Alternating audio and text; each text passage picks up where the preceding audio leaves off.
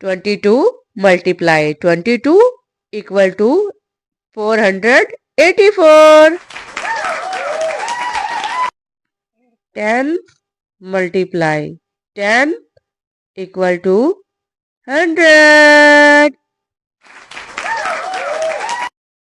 4 multiply 4 equal to 16.